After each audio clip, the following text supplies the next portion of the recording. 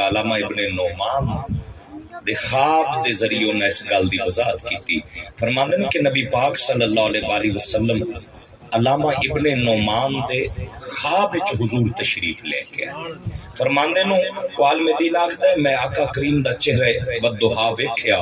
اگے ودیا سائیاں دے ہتھ چومے